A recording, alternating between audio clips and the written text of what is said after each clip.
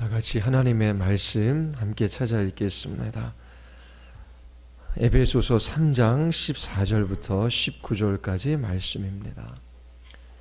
에베소서 3장 14절부터 19절까지 말씀입니다.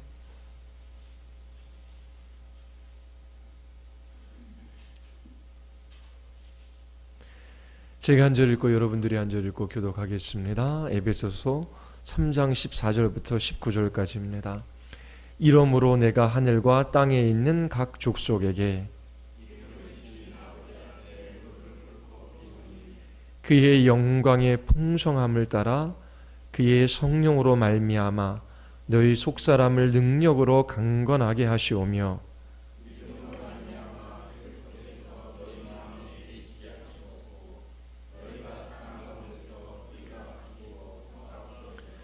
능히 모든 성도와 함께 지식에 넘치는 그리스도의 사랑을 알고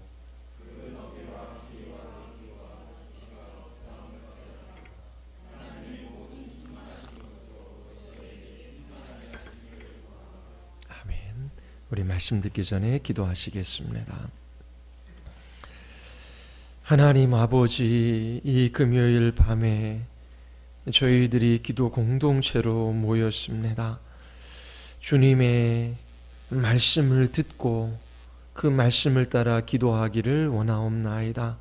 성령께서 설교자의 입술을 주장하여 주시고 각 성도의 심령 가운데 충만히 역사하셔서 하나님의 말씀을 바르게 깨달아 알아가게 하시고 그 말씀을 깊이 경험하는 복된 시간 되게 하여 주시옵소서.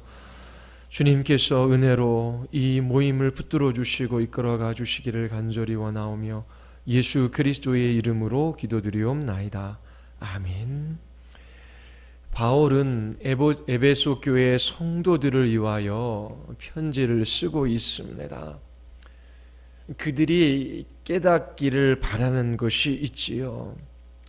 신자들은 우리 주 예수 그리스도의 은혜와 저를 아는 지식에 있어서 자라가야 합니다.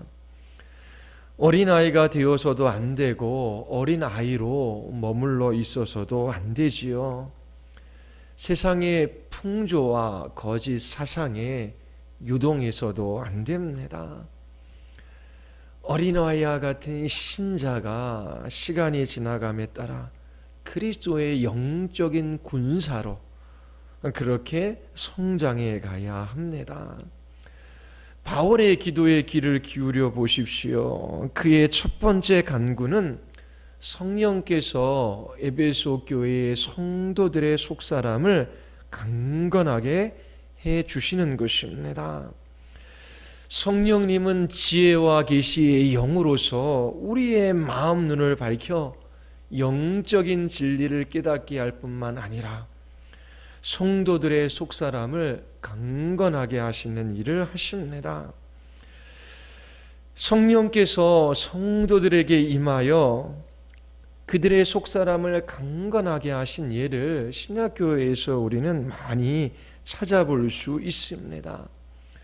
사도들은 성령으로 충만하게 되어 대적자들 앞에서 담대히 예수 그리스도의 부활을 증언했습니다. 예수님의 이름을 위하여 능력받는 일에 합당한 자로 여김을 기뻐하기까지 하였습니다. 예수님이 돌아가시자 그들은 문을 꼭꼭 걸어 잠그고 숨어 있었던 사람들입니다. 그러한 예수님의 제자들이 어떻게 이렇게 담대할 수 있었을까요? 부활하신 예수 그리스도를 경험했을 뿐만 아니라 오순절에 충만하게 임한 성령께서 그들의 속사람을 강건하게 해주셨기 때문입니다. 성령께서 성도들의 속사람을 강건하게 해주셔서 복음 진리를 담대하게 전하게 하십니다. 모든 고난과 역경을 이기고 오래 참게 하시지요. 모든 죄와 유혹을 이기게 하시고 박해와 고통 가운데서도 믿음을 지키게 하십니다. 바울의 두 번째 간구는 믿음으로 말미암아 그리스도께서 에베소 교회의 성도들의 마음에 계시는 것입니다. 에베소 교회의 성도들을 위해 이런 기도를 하는 것은 적절하지 않아 보입니다. 그리스도께서 그들 안에 거하시지 않으신다면 그들은 그리스도인이라고 일컬을 수 없기 때문입니다. 믿음으로 구원을 받고 성령으로 인치심을 받은 에베소 교회의 성도들 안에 그리스도께서 계시다라고 하는 것은 의심의 여지가 없습니다. 그런데 왜 사도 바울은 그리스도께서 그들의 마음에 계시게 해달라고 간구하는 것일까요? 이 간구의 의미가 무엇이겠습니까? 믿음으로 말미암아 그리스도께서 너희 마음에 계시게 하시옵고, 이미 예수 그리스도를 믿고 성령으로 인치심을 받은 에베소 교회의 성도들 안에 그리스도가 계시지요. 그런데 그리스도께서 그들 마음에 계시기를 기도하고 있습니다. 바울은 에베소 성도들의 구원, 칭의나 회심을 위하여 기도하는 것이 아닙니다. 그들은 이미 구원받은 사람이에요. 예수님께서 그들 안에 계시지 않으면 그들은 그리스도인이 아닙니다. 로마서 8장 9절에 누구든지 그리스도의 영이 없으면 그리스도의 사람이 아니니라 라고 말씀하셨습니다.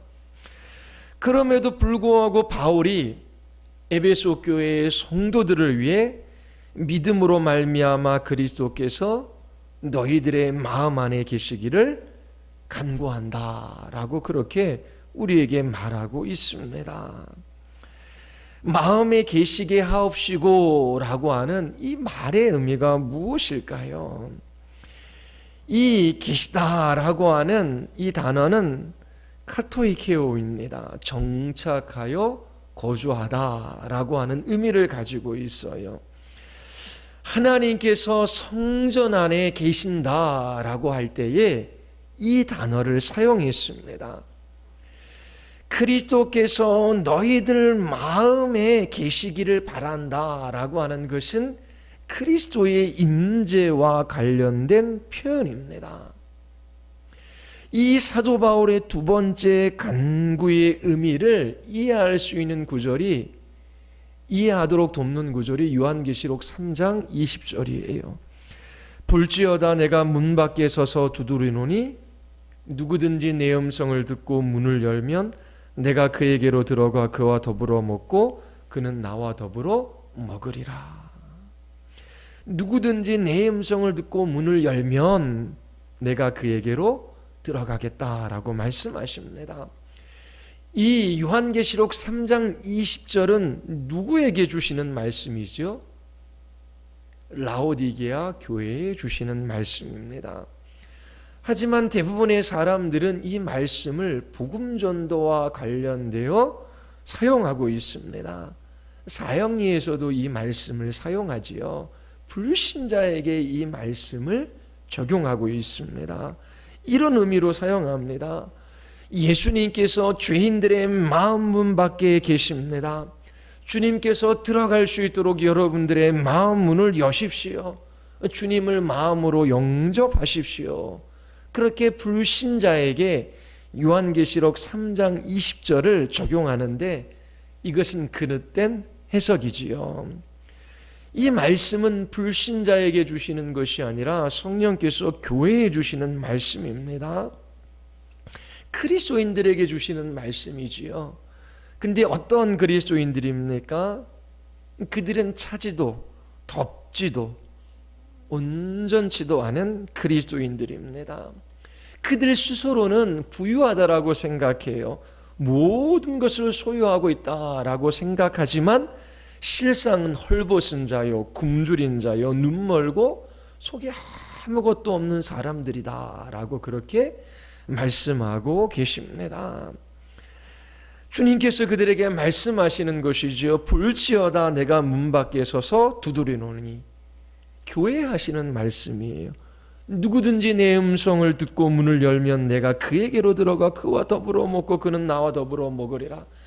주님과 더불어 먹고 마시는 것이 무엇일까요? 이 말씀은 구원은 받았어요. 영적인 생명은 소유하고 있어요. 하지만 가난하고 미숙한 상태에 있는 사람들에게 주시는 말씀입니다. 그들은 예수 그리스도를 믿어요. 주님에 대해서 어느 정도 알고 있지만 주님과의 인격적이고 친밀한 교제를 잘 알지 못하는 사람들입니다.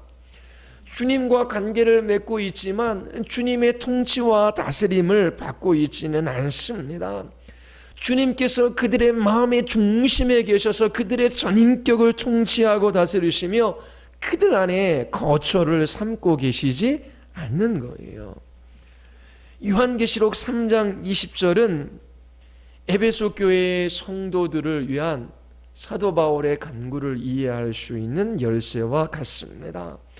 바울은 에베소에 있는 성도들로 인하여 하나님께 감사하고 있습니다. 하지만 거기에서 끝나는 것이 아닙니다. 그들이 더욱더 예수 그리스도의 임재 가운데 주님과의 친밀한 교제를 나누기를 원하고 있습니다. 에베소 교회에 있는 성도들은 속사람이 강건해질 필요가 있어요. 그리고 그들은 성령으로 말미암아 하나님의 거처가 되어야 하는 것이지요. 바울은 이것이 무엇인지를 경험하고 있고 갈라디아 교회에도 이 내용을 써서 보내고 있습니다. 갈라디아서 2장 20절에 보면 내가 그리스도와 함께 십자가에 못 박혔나니 그런즉 이제는 내가 사는 것이 아니 오직 내 안에 그리스도께서 사시는 것이라. 그리스도께서 그의 마음, 그의 인격 중심에 계셔서 그를 지배하시고 통치하시고 그를 다스리시고 계시는 거예요. 이제 내가 육체 가운데 사는 것은 나를 사랑하사 나를 위하여 자기 몸을 버리신 하나님의 아들을 믿는 믿음 안에서 사는 것이라. 에베소 교회의 성도들도 자기 자신처럼 예수 그리스도와의 그 인격적 교제를 깊이 체험하고 그 주님을 찬양할 수 있게 되기를 사도 바울이 구하고 있는 것이지요. 예수님을 믿는다라고 영접하는 것은 기독교 신앙의 시작입니다. 거기서 끝나지 않지요. 기독교 신앙의 핵심은 우리의 인격 중심에 그리스도가 계시는 거예요. 그리스도께서 우리의 지성과 감성과 의지를 통제하시고 다스리시는 것이지요. 우리의 전 삶을 예수님께서 지배하시고 이끄시는 것입니다.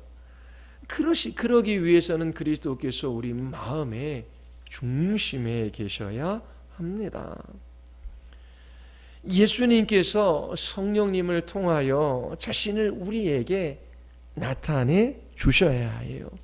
그때 예수님을 인격적 실제로 대면하는 일이 일어납니다. 그때 예수님이 우리의 삶의 중심에 계시게 되는 거예요. 우리는 주님과의 친밀한 교제를 누리게 됩니다. 주님 안에서 참된 만족과 기쁨과 위로를 경험하게 되는 것이지요. 내 인생에 무슨 일이 일어나든지 상관이 없어요. 어떠한 일들이 일어나든지 그것은 문제가 되지 않아요. 내가 어떤 환경과 상황 속에 있든지 누구를 만나든지 주님 안에서 또 주님이 내 안에 계시기에 나는 자족하는 삶을 살 수 있어요. 내게 능력 주시는 자 안에서 모든 것을 할 수 있습니다. 믿음으로 가능한 것이지요. 이러한 믿음이 있는 사람들은 이렇게 기도합니다. 주님, 예수님 자신을 저에게 나타내어 보여주시옵소서. 주님 한번 더 알기를 원합니다. 주님께서 저의 마음 중심 안에 거하셔서 저의 전 삶을 통치하고 다스리시고 지배하시고 이끌어가 주시옵소서. 저의 주인은 제가 아니라 주님입니다. 주님께서 제 인생의 주인이 되어셔서 저를 이끌어 가실 때만 저는 주님의 자녀로 살아갈 수 있습니다. 그렇게 기도합니다. 주님과 거룩한 교제를 누리는 이것은 이 세상 그 어떠한 것에서도 누릴 수 없는 만족과 기쁨과 위로를 가져다 줍니다. 나는 예수님 믿어, 나 믿고 구원받고 천국 가라고 하는 그런 차원을 넘어서는 것이지요. 바울은 지금 에베소 교회에 있는 성도들을 위하여 기도하고 있어요. 특별한 몇몇 영적인 지도자를 위하여 기도하는 것이 아니라 예수 그리스도를 믿고 주님의 몸된 교회의 지체가 되어 교회 안에 들어온 모든 성도들을 위하여 기도하고 있습니다. 예수님을 믿는 그리스도인들은 성령으로 말미암아 그들의 속사람이 강건해져야 돼요. 단지 어린아이가 자기 자신의 필요를 부모에게 요청하고 부모가 그것을 해줄 때만 기뻐하는 어린아이와 같은 신앙이 아니라 속사람이 강건해져서 주님의 나라와 그 이름을 위하여 믿음의 순종의 삶을 살아갈 수 있는 성숙한 그리스도인들이 되어야 하는 것이지요. 그리고 그리스도께서 우리의 마음 중심에 계셔서 우리의 전인격을 다스려 주셔야 합니다. 주님을 믿는다라고 하는 고백으로 끝나는 것이 아니라 주님과의 교제의 삶이 있어야 해요. 주님과 누리는 이 교제가 무엇인지를 더 깊이 알아가야 하는 것입니다. 제가 많이 불렀던 찬송가 중 하나가 85장이에요. 기억하시나요? 주님만 생각해도, 구주만 생각해도 내 맘이 좋거든. 주 얼굴 배울 때야 얼마나 좋으랴. 제가 그 영어 가사를 약간 의역을 좀 했습니다. 제가 1절부터 5절까지 제가 해석한 걸 여러분들에게 잠깐 말씀드릴게요. 예수님, 주님에 대한 생각은, 그분에 대한 생각은 내 마음을 즐겁게 합니다. 그러나 그분 자신을 내 안에 나타내셔서 그분과 교제하는 것은 더더욱 즐거운 일입니다.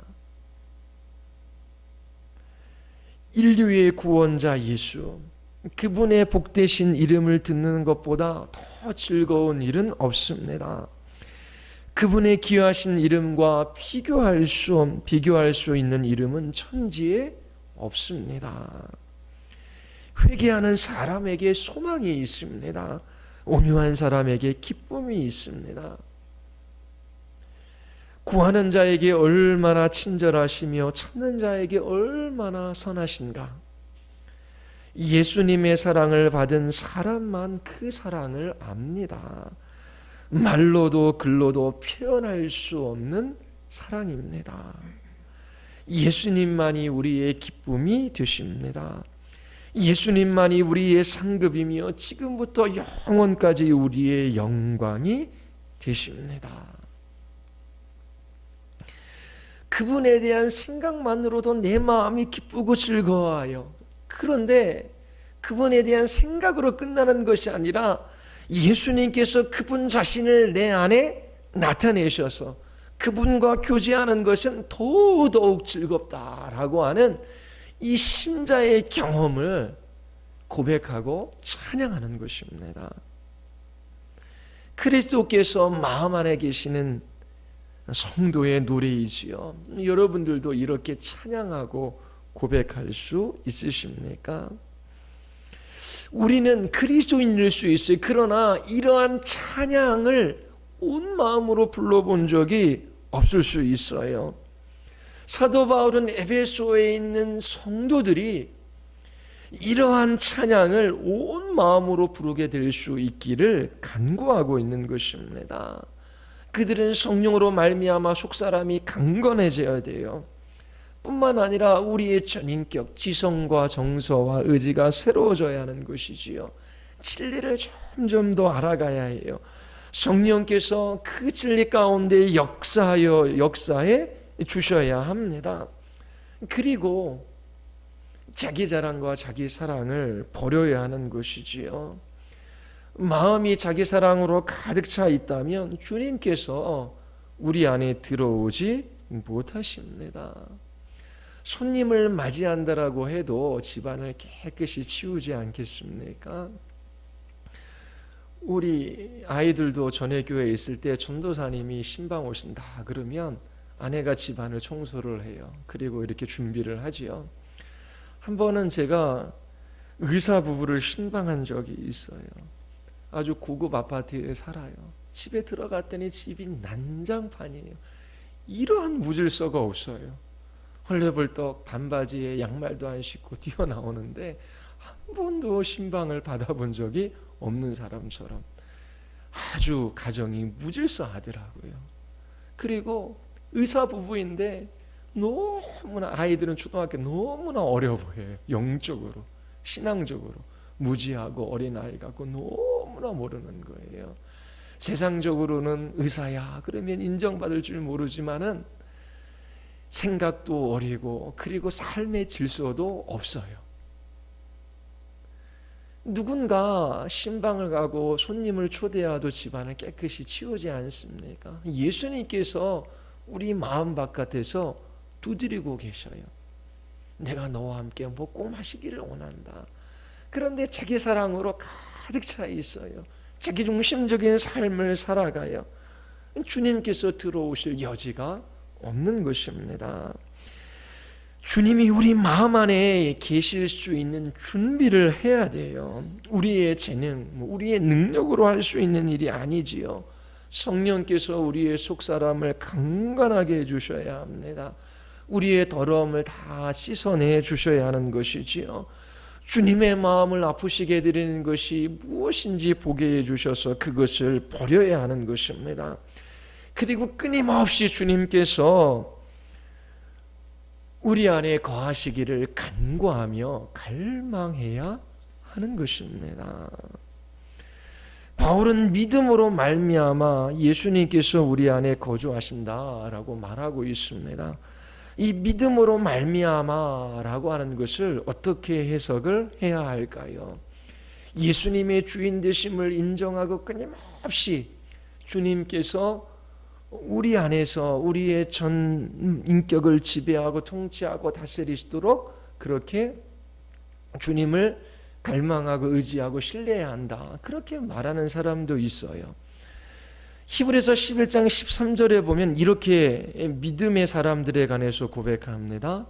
이 사람들은 다 믿음을 따라 죽었으며 약속을 받지 못하였으되 그것들을 멀리서 보고 환영하며 또 땅에서 외국인과 나그네임을 증언하였으니 믿음의 사람들에게 말씀이 주어집니다. 하나님께 온 것이고 영적인 것이지요.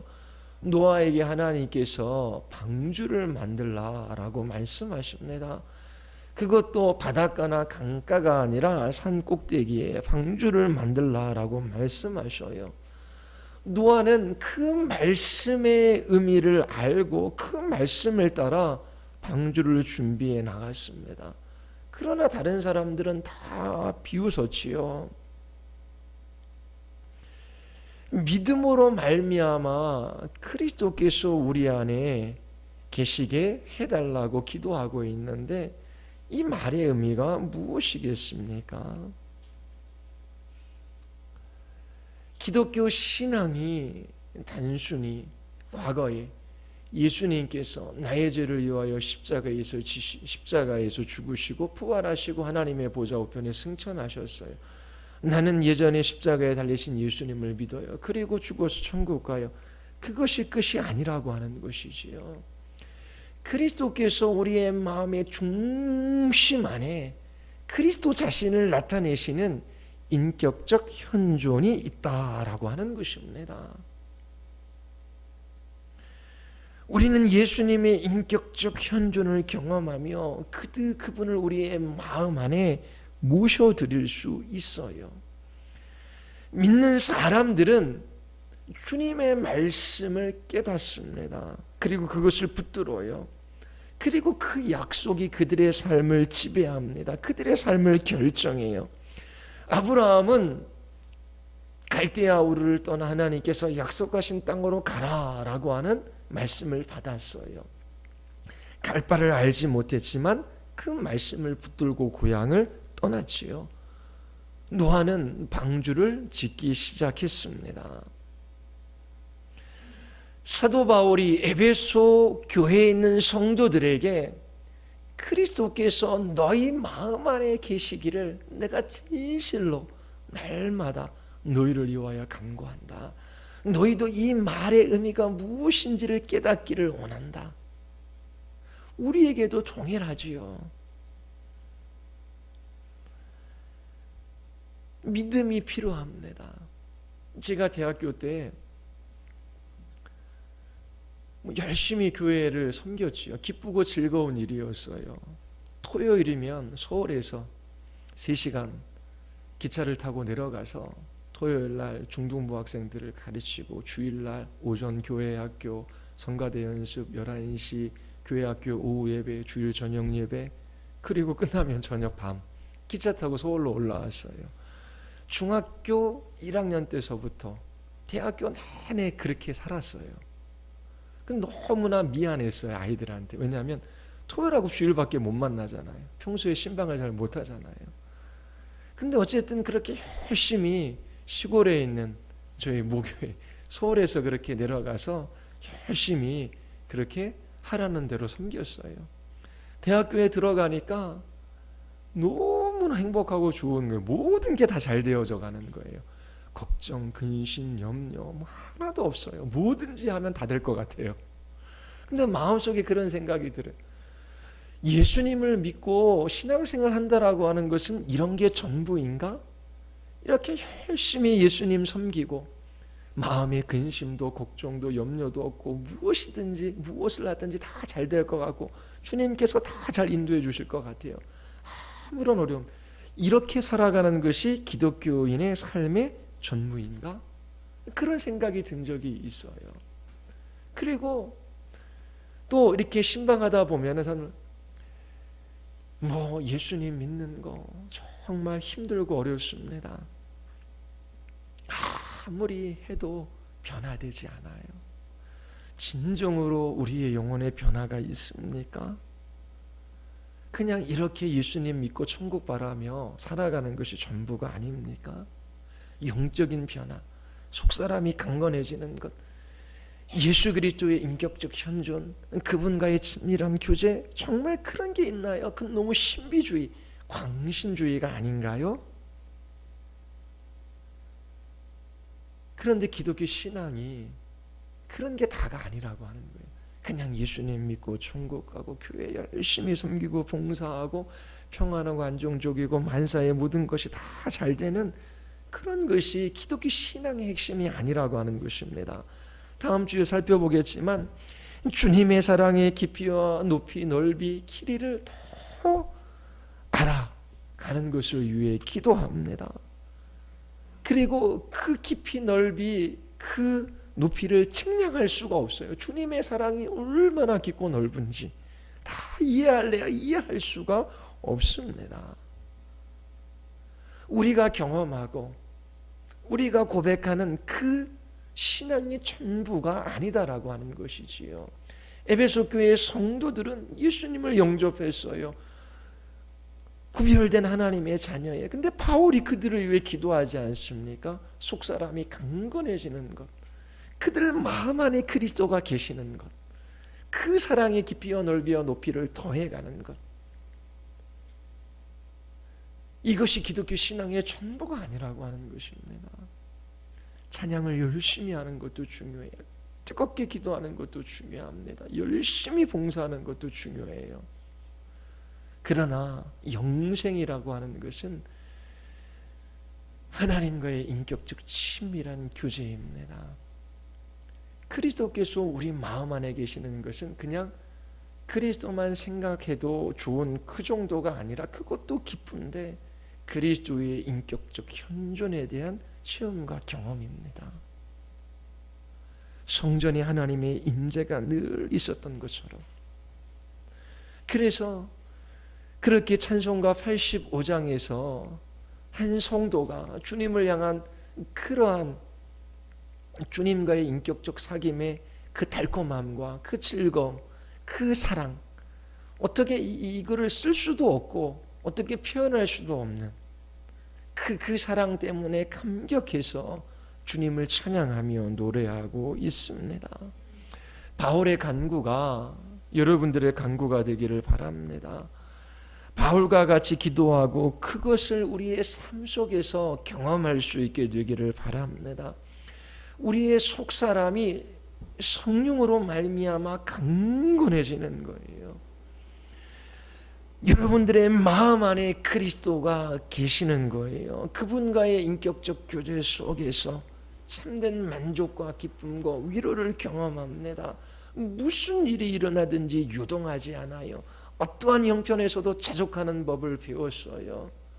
그 사랑의 깊이와 높이와 넓이를 측량할 수 없을 정도로 뻔하게 그 사랑을 경험한 그 한 신자의 찬양과 고백이 우리의 입술에도 넘쳐날 수 있게 되기를 바랍니다. 이러한 것이 있다라고 하는 것을 믿고 끊임없이 간구하고 갈망하며 그렇게 여러분들의 마음 중심 안에 그리스도가 계시는 이 놀라운 은혜들을 경험할 수 있게 되기를 바랍니다.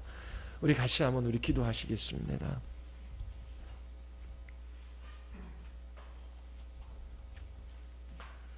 하나님, 때로 우리는 무기력하고 자기 사랑에 빠져 있고 자기 중심적인 삶을 살아갑니다. 예수님을 믿는다라고 고백하지만 주님을 향한 어떠한 찬양도 우리의 입술에서 흘러나오지 않을 때도 있습니다. 옛 노래가 아니라 새 노래로 날마다 주님을 찬양하며 주님을 기뻐하며 주님을 즐거워하는 그러한 예배자의 삶을 살아가기를 원합니다. 사도 바울의 기도를 따라 우리도 기도하기를 원합니다. 성령께서 역사하셔서 우리의 속사람을 강건하게 하여 주시옵소서. 진리의 말씀을 깨달아 알아가게 하여 주시옵소서. 우리의 지성, 정서, 의지를 새롭게 하여 주시옵소서. 우리 안에 주님께서 거하셔서 주님의 임재를 허락하여 주시옵소서. 이 교회 공동체 안에 예수 그리스도의 인격적인 현존을 허락하여 주시옵소서. 말로만 듣던 주님을 우리의 눈으로 보게 하시고 우리의 마음 가운데 나타내시는 주님을 만나 배우는 이 은혜의 역사가 이 교회 공동체 안에 있게 하여 주시옵소서. 우리 같이 한번 우리 하나님 앞에 우리 기도하시겠습니다.